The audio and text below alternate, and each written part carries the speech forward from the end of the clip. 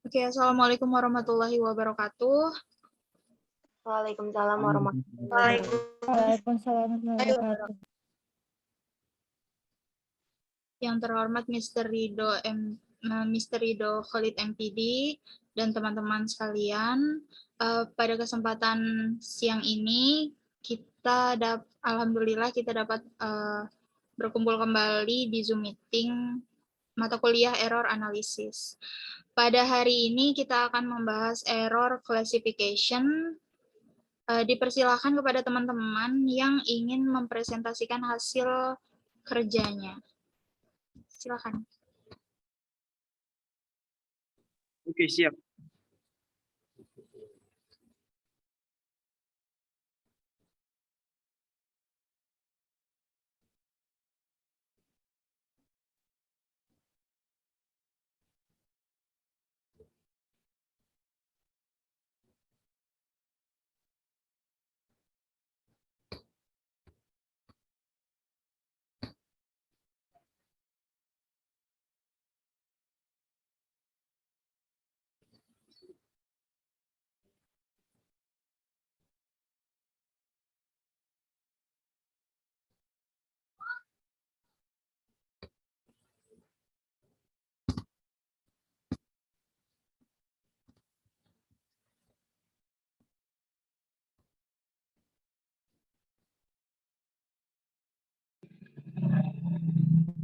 Oke, saya mulai. Udah. Jadi saya udah aja cukup. Oke. Di error classification. Oke, pada sebab ini kita membahas pengelompokan kekeliruan. Karena ini berhubungan, it is related to the previous. Ini berhubungan dengan sebab yang sebelumnya, yaitu tentang describing error, kan? Jadi kita sudah menemukan di awal apa tujuan describing error. Penjelasan kekeliruan adalah sebuah prosedur yang memperlihatkan mana kekeliruan yang sama dan mana kekeliruan yang berbeda. Dan pada poin ini di error classification, kita akan memahami langkah-langkah untuk bagaimana mengelompokkan describing error tersebut. Nah, pada aspek ini, aspek yang terdapat pada error analysis, kita dengan mudahnya mengelompokkan pada term dictionary of error. Jadi pada kekeliruan pada kosakata. Secara general, secara umumnya, kekeliruan pada kosakata itu terdapat ada 5 aspek. Namun pada hal itu, utamanya yang paling penting itu pada sistem leksikal makna tersebut, yaitu kekeliruan pada makna dalam kata secara leksikal maupun secara tata bahasa. Jadi dua hal tersebut yang benar-benar mendukung susunan kata. Nah, itu ada kesalahan yang terdapat pada makna secara leksikal ataupun makna secara bahasa. Itu tanggapan dari saya. Oke, bawahannya. Oke, jadi tanggapan saya adalah, saya pikir cukup simpel untuk memahami kategori kekeliruan pada kosakata dengan mengelompokkan kesalahan yang terdapat pada kalimat. Menurut Turton 1995, kekeliruan umum yang terdapat pada tata bahasa yaitu pada contoh pada penelitian itu terdapat pada kesamaan sinonim katanya. Oke, slide selanjutnya.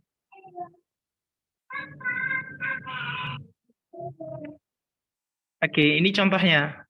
Nah, di Turton ini dia memberikan contoh, yaitu kata allow sama kata let.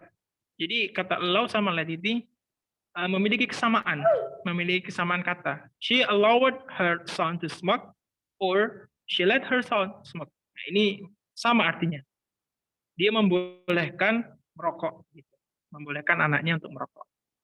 Sedangkan menurut Vitikides, I don't know the right pronunciation, but Vitikides, a common mistake in English, 1936, tahun 1936, menurut Wikipedia itu ada 5 bagian nih kesalahan yang umumnya. Yang pertama itu terdapat pada kesalahan pada penggunaan bentuknya, yaitu ini bentuk preposition itu kata depan atau tenses, penggunaan keterangan waktu. Biasanya kesalahan ini terdapat pada di sini, penggunaan preposition, oke, ataupun tenses. Nah, contohnya itu learn sama learning. Kalau learn itu biasa untuk simple present, sedangkan learning itu untuk present continuous. Nah, ini sering salah kalau untuk biasanya penggunaan dalam daily activity itu anak-anak sering salah menggunakan kata ini sebagai pelajaran. Selanjutnya adalah penghilangan yang tidak tepat. Nih, contohnya bla bla bla was dreaming become his girl. Kemudian bla bla bla am not sad. Kira-kira kita udah tahu nih apa itu? Di kalimat yang pertama itu pasti I, ada subjek I, kemudian I am not sad. Oke, I plus to be sama not sad. Nah, itu udah jelas itu. Kalau untuk yang pertama was dreaming become his girl, mungkin bisa ditambahkan subjek. Oke. Ketiga, kata yang tidak perlu. Maksudnya ini nggak perlu ada tambahan kata, cukup contohnya nih, please answer to my letter. Please answer to my letter. Yang kata yang di sini tidak perlu dicantumkan adalah kata to. Ini nggak perlu. Jadi yang benar, please answer my letter. Oke. Kemudian yang keempat, ketidaktepatan pada penempatan kata. Contoh, that movie we have watched this week.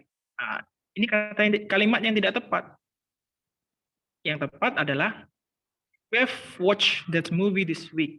Nah, itu yang tepat. Kata this week, oke. Kata this week itu adverb-nya, kata keterangan waktunya. Oke.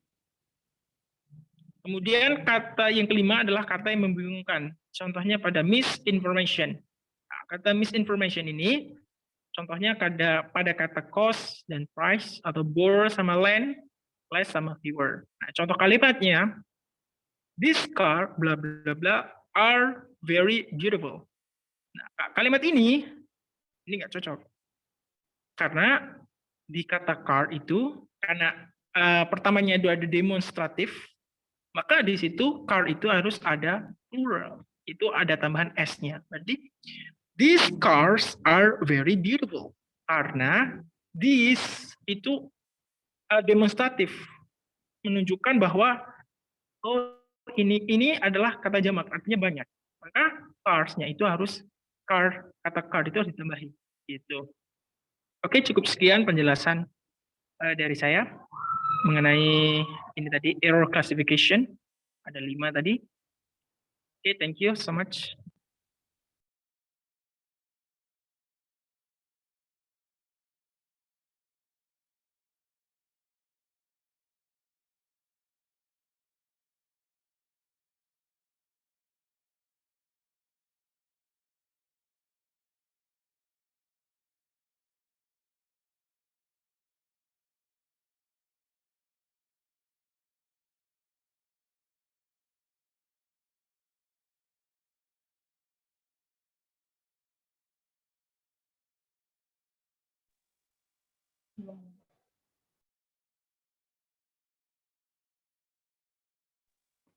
Assalamualaikum warahmatullahi wabarakatuh.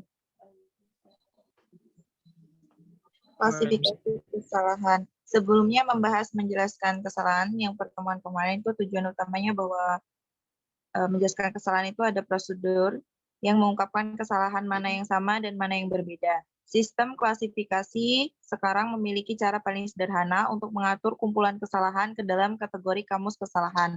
Kamus ethos dan kamus umumnya disusun menurut abjad.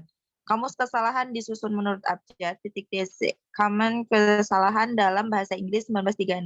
Organisasinya yang lebih informatif dan berorientasi sistem membagi kumpulan kesalahan menjadi 5 bagian. Yang pertama, bentuk yang disalahgunakan. Yang kedua, penghilang yang salah. Ketiga, kata-kata yang tidak perlu. Keempat, kata-kata yang salah tempat. Kelima, kata-kata yang membingungkan. Buku kamus ini diterbitkan pada tahun 1936. Karena 1936 ini yang membuat bertele-tele atau diperdebatkan. Contohnya, dan saudara laki-laki saya adalah, ini dinilai menyimpang. Koreksi yang disarankan adalah saudara dan saya. Beberapa expert klasifikasi kesalahan memberi cara sederhana untuk mengklasifikasikan. Saya setuju dengan Halliwell 1989. Dia merekomendasikan penggunaan buku sebagai cara untuk menghindari banyak kesalahpahaman dan memalukan. Painless tidak berarti painful kesalahan. Beberapa contoh lain dari Halliwell bisa menjadi alat bantu yang efektif untuk menghindari kesalahan. Wassalamualaikum warahmatullahi wabarakatuh.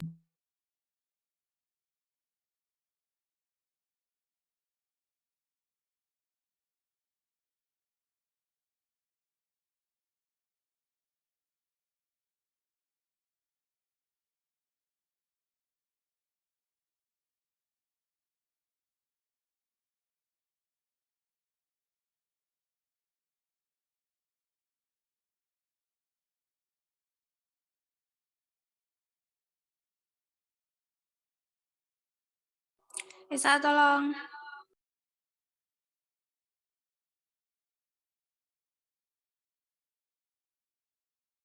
Bentar ya, bentar.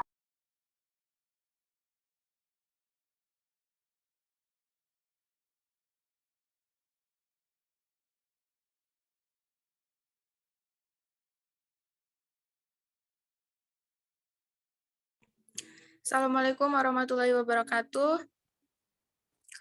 Klasifikasi kesalahan sebelumnya, bahwa salah satu tujuan utama dari menjelaskan kesalahan, prosedur ini menggunakan kesalahan mana yang sama dan mana yang berbeda. Kemudian di sini dijelaskan sejumlah sistem klasifikasi yang telah digunakan di EA. Selanjutnya kita akan mempertimbangkan apa yang harus menjadi cara paling sederhana untuk mengatur kumpulan kesalahan ke dalam kategori kamus kesalahan. Kemudian kamus editors. Kamus pada umumnya disusun menurut abjad, prinsip, dan kamus kesalahan tidak terkecuali. Organisasi yang lebih informatif dan berorientasi sistem membagi kumpulan kesalahan menjadi 5 bagian. Yang pertama, bentuk yang disalahgunakan. Yang kedua, penghilangan yang salah. Ketiga, kata-kata yang tidak perlu. Yang keempat, kata-kata yang salah tempat. Yang kelima, kata-kata yang membingungkan. Kemudian, kamus teman palsu. Jenis paling terrealisasi dari daftar abjad yang diatur dari kesalahan. Namun sebenarnya, bahaya teman palsu ini meningkat sebanding dengan sejauh mana MT dan L2 terkait, yaitu pada tingkat serumpun mereka. Terima kasih. Wassalamualaikum warahmatullahi wabarakatuh.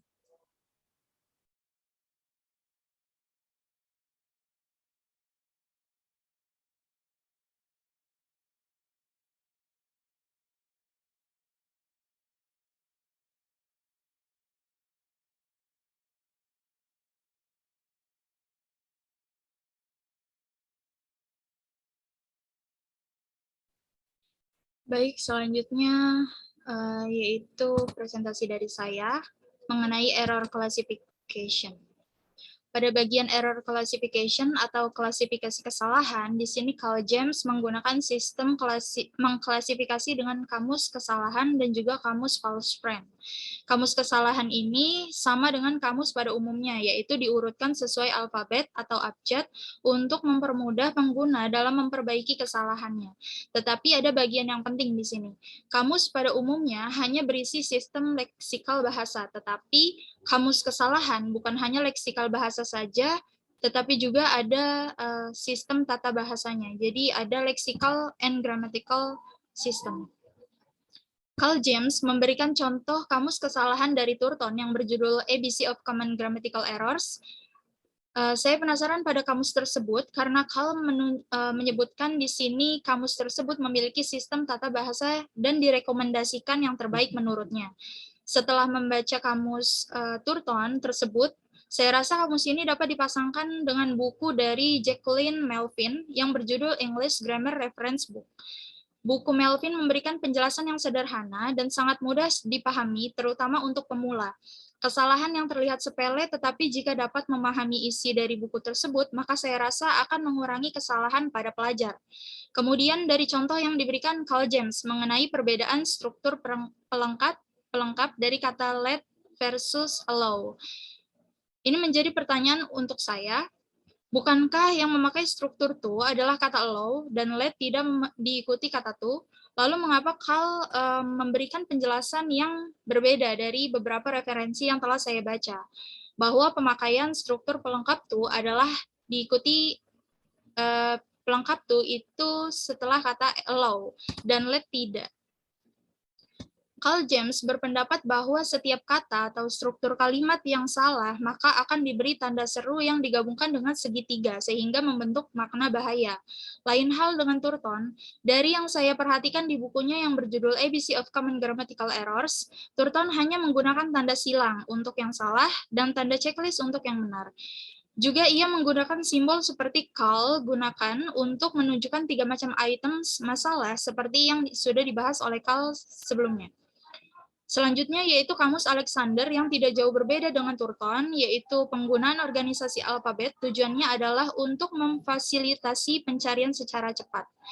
Selanjutnya contoh-contoh yang diberikan dari Vitikides merupakan grammatical error seperti penggunaan subject whom yang seharusnya who, lalu mengenai intransitive verbs dan structure pronoun. Seperti my brother and I, or I and my brother. Dari sini saya lebih memperhatikan hal-hal tersebut sebagai pembelajaran agar saya dapat menghindari kesalahan seperti yang dimaksud. Pembahasan lainnya dari Carl mengenai kamus false friend. Saya mengerti kesulitan suatu bahasa yang memiliki bentuk atau suara yang sama dengan bahasa lainnya. Contohnya seperti bahasa Jerman dengan bahasa Inggris. Ini akan lebih beresiko banyak kesalahan yang dilakukan pelajar.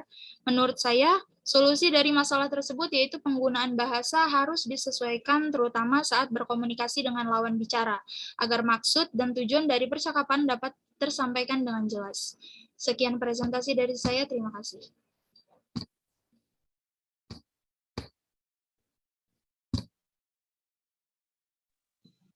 Sa, tolong dong.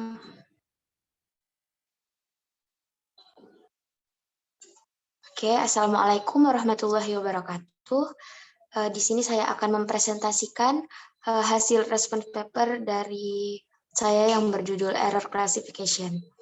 Jadi sebelumnya kita telah membahas tentang describing errors atau menggambarkan kesalahan, yang tujuannya untuk mengungkapkan kesalahan mana yang sama dan kesalahan yang berbeda untuk mengklasifikasikannya ke dalam kategori. Nah, salah satu cara yang paling sederhana untuk mengatur kumpulan kesalahan ke dalam kategori itu dapat menggunakan Dictionaries of Errors atau kamus kesalahan.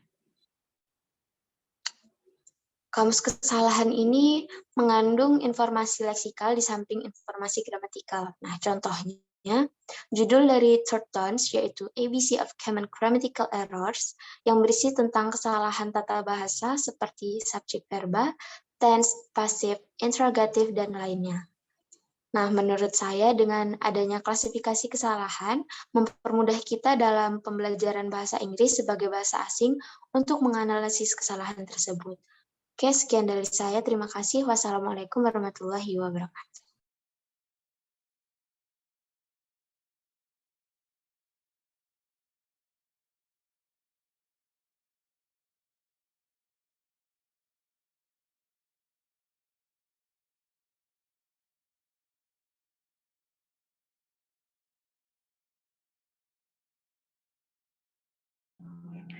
Oke, di sini saya akan menyampaikan hasil respon paper saya tentang error classification. Dari bab yang sudah saya baca sebelumnya, salah satu tujuan utama dari menjelaskan kesalahan dapat disimpulkan bahwa prosedur dalam mengungkapkan kesalahan mana yang sama dan mana yang berbeda. Ini merupakan langkah penting memasukkannya ke dalam kategori. Kemudian di subbab ini akan dijelaskan sejumlah sistem klasifikasi yang telah digunakan di error analysis.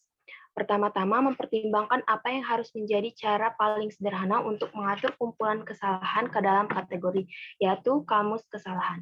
Kamus kesalahan sama saja seperti kamus pada umumnya yang diatur menurut prinsip alfabet, tetapi terdapat perbedaan penting, yaitu kamus umum cenderung menargetkan informasi tentang sistem leksikal bahasa. Sedangkan kamus kesalahan menggabungkan dua fungsi, diantaranya mengandung informasi leksikal di samping informasi tata bahasa. Contohnya, buku Turton yang berjudul ABC of Common Grammatical Errors, yang tidak hanya berisi tentang kesalahan tata bahasa yang domain kesepakatan subjek verba, tenses, pasif, interrogatif, dan lain-lain, tetapi juga berisi kesalahan tata bahasa kata yang muncul ketika pelajar melanggar aturan yang mengatur penggunaan kata-kata tertentu. Contohnya, kata allow dan let adalah sinonim. Meskipun mereka membutuhkan struktur pelengkap yang berbeda, seperti contoh kalimat, she allow her son to smoke, dan she let her son smoke. Kedua kalimat tersebut sesuai dengan tata bahasa. Berbeda ketika kalimat berubah menjadi she let her son to smoke, and she allowed her son smoke. Kedua kalimat tersebut tidak sesuai dengan tata bahasa. Jenis yang paling khusus dari daftar kesalahan yang disusun menurut abjad adalah kamus teman palsu. Hal ini relevan untuk pelajar second language tertentu yang berbicara bahasa ibu tertentu, sehingga tidak ada universal teman palsu. Faktanya, bahaya teman palsu meningkat sebanding dengan tingkat hubungan bahasa ibu dan bahasa kedua, yaitu tingkat kekerabatan mereka. Menurut Halliwell, merekomendasikan penggunaan buku sebagai cara untuk menghindari banyak kesalahpahaman dan kesalahan memalukan, dan juga mencantumkan teman baik yang dapat diandalkan serta kata-kata yang bisa benar atau salah. Ada juga teman palsu pada tingkat bahasa lain yang paling meresap tata bahasa. Misalnya klausa bahasa Inggris yang menyesatkan banyak pelajar Prancis dan Spanyol untuk menghasilkan kesalahan, seperti kalimat I want that you pay the bill. Oke, sekian penyampaian dari saya. Terima kasih.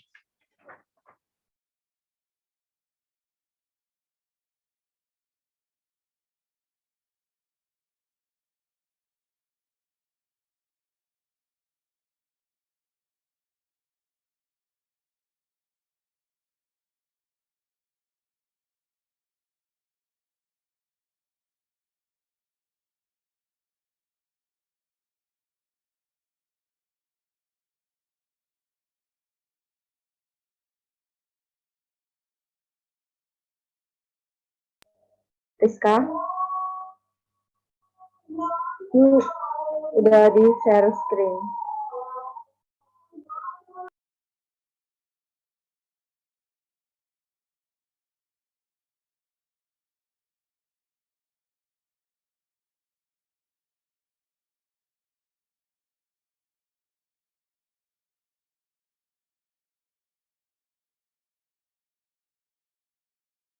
Esa, aku dulu aja kalau enggak.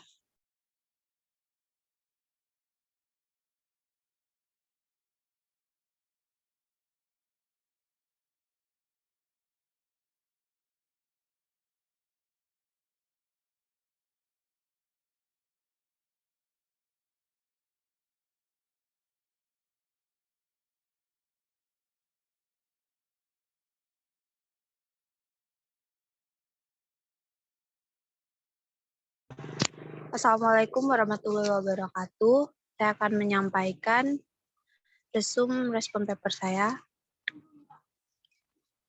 tentang error classification. Klasifikasi kesalahan adalah salah satu bagian terpenting dari sebuah deskripsi kesalahan. Dapat terlihat dari kesalahan yang dilakukan berulang. Dan kesalahan itu memiliki tempat yang tersendiri. Biasanya, kesalahan yang dihasilkan akan dikelompokkan berdasarkan jenis kesalahannya. Di dalam kamus kesalahan, akan dikategorikan berdasarkan kepentingan dari sebuah kesalahan. Hal-hal yang akan dicapai memiliki tujuan yang sangat penting, yaitu menjelaskan bahwa suatu tata bahasa Walaupun dihasilkan sangat mirip, akan tetapi maksud dan tujuannya berbeda. Oleh karena itu, jika sebuah tata bahasa dihasilkan dan kemudian dipertimbangkan lagi dengan sudut pandang yang berbeda, maka makna dan tujuannya pun akan berbeda. Disinilah letak pentingnya sebuah error classification untuk dilakukan. Baik, sekian dari saya. Assalamualaikum warahmatullahi wabarakatuh.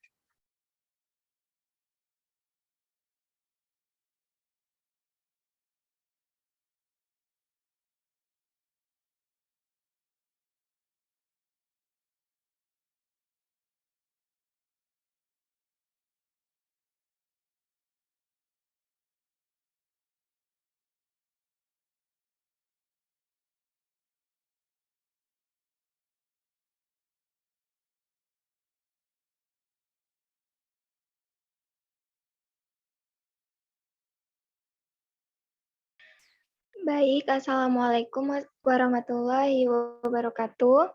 Saya akan menyampaikan hasil respon paper saya. Pada bahasan kali ini akan bahas tentang klasifikasi kesalahan. Dengan mempertimbangkan apa yang harus menjadi cara paling sederhana untuk mengatur kumpulan kesalahan ke dalam kategori. Adapun kamus kesalahan menggabungkan dua fungsi, mengandung informasi leksikal dan informasi gramatikal. Contoh dari kamus kesalahan yaitu oleh Alexander 1994 yang dimaksud sebagai ringkasan kata-kata dan struktur tertentu yang merupakan identifikasi Alexander juga multidimensi dengan dimensi abjad menjadi yang paling dangkal. Bahkan prototipe kamus kesalahan umum Vitikides dalam bahasa Inggris 1936 hanya disusun menurut abjad pada tingkat yang dangkal.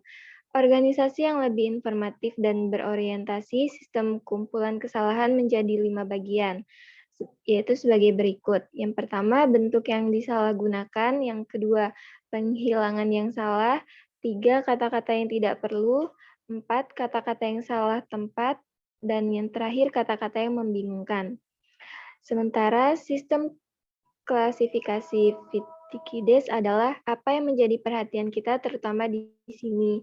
Terbukti bahwa banyak entry dan contoh bertanggal, bertele-tele, dan dapat diperdebatkan. Baik, itu saja yang dapat saya sampaikan. Wassalamualaikum warahmatullahi wabarakatuh.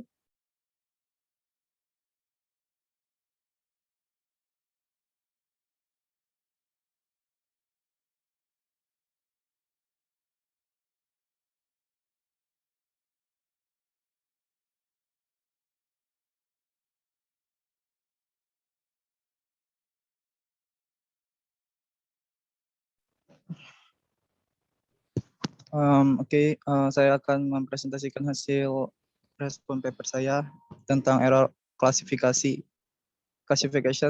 Pada sebab 4 kali ini, Carl James menulis tentang klasifikasi kesalahan yang dibagi menjadi 2, yaitu kamus kesalahan dan kamus false friend atau teman palsu. Kamus kesalahan menurut Carl James sama seperti kamus biasa yang menggunakan alfabet. Namun, kamus kesalahan menggunakan informasi leksikal dan informasi gramatikal. Untuk memperkuat pernyataannya, Carl James mengutip beberapa teori dari buku Turton tahun 1995 yang berjudul ABC of Common Grammatical Error, kamus Alexander tahun 1994, dan kamusnya Vitikides 1936. Yang saya respon dari sini tentang dari segi bukunya. Menurut saya di antara ketiga kamus kesalahan tersebut sama seperti yang direkomendasikan oleh Carl James, yaitu dia memilih merekomendasikan kamus milik Turton tahun 1995 yang berjudul ABC of Common Grammatical Error, dan saya setuju tentang intinya karena dari saya baca lagi ini, kamus ini lebih mudah dipahami oleh pembaca dan pembaca dapat secara mudah mencari kata yang ingin dicari. Turton saat menulis kamus ini membuat sebuah panduan dalam urutan abjad yang berupa kata kunci, sama seperti kamus biasa, yang berisi semua kata dan frasa umum yang lebih menurut penulis sulit. Turton juga menggunakan 3 kriteria lain yang lebih informatif daripada alfabet, sehingga pelajar dapat lebih mudah mencari kata yang diinginkan.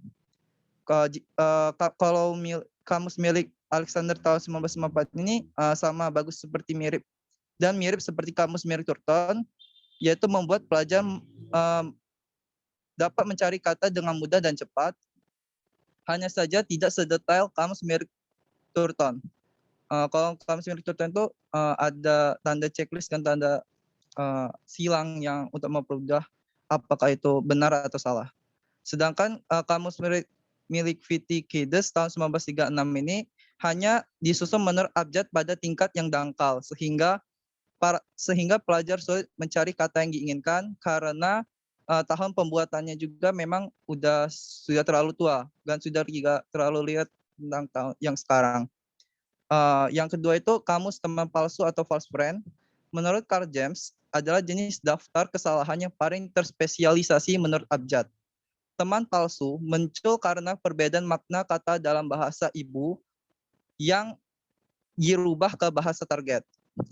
Dalam kurung bahasa ibu tertentu seperti bahasa Jerman, Prancis, Rusia, dan lain-lain. Seperti contohnya pelajar bahasa Jerman yang mempelajari bahasa Inggris pasti kesulitan dalam merubah makna sebuah kata ke bahasa target karena tablet Jerman tidak sesuai dengan tablet Inggris. Ketidaksesuaian ini yang disebut dengan teman palsu. Contoh kata kerja Jerman, bekommen, dalam bahasa adalah sebuah teman palsu, dalam bahasa Inggris yaitu become. Tetapi terjemahannya adalah get atau accept.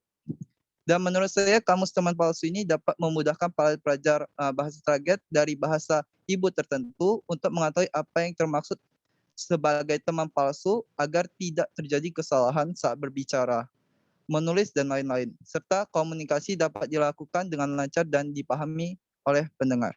Terima kasih.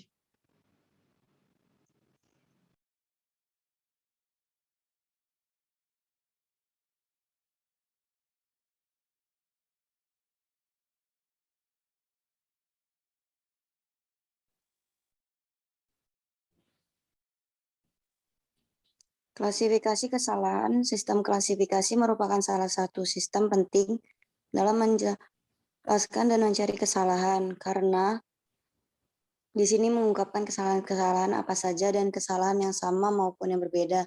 Dan menurut saya klasifikasi kesalahan merupakan hal yang bermanfaat, karena dengan membuat klasifikasi kesalahan akan lebih terstruktur dan mudah untuk menemukan di mana letak kesalahannya.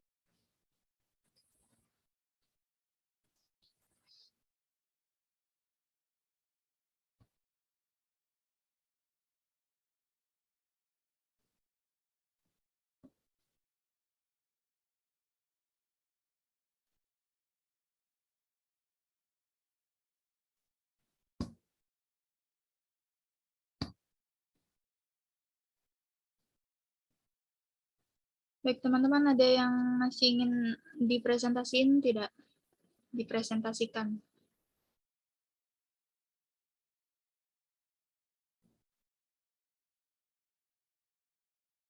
Sepertinya udah cukup. Baiklah, terima kasih kepada teman-teman yang telah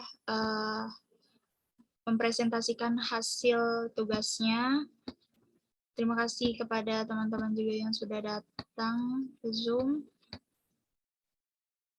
Saya tutup acara pada hari ini. Mari kita tutup acara ini dengan melafalkan lafaz hamdalah. Alhamdulillahirrahmanirrahim. Baiklah, kita akhiri. Wassalamualaikum warahmatullahi wabarakatuh.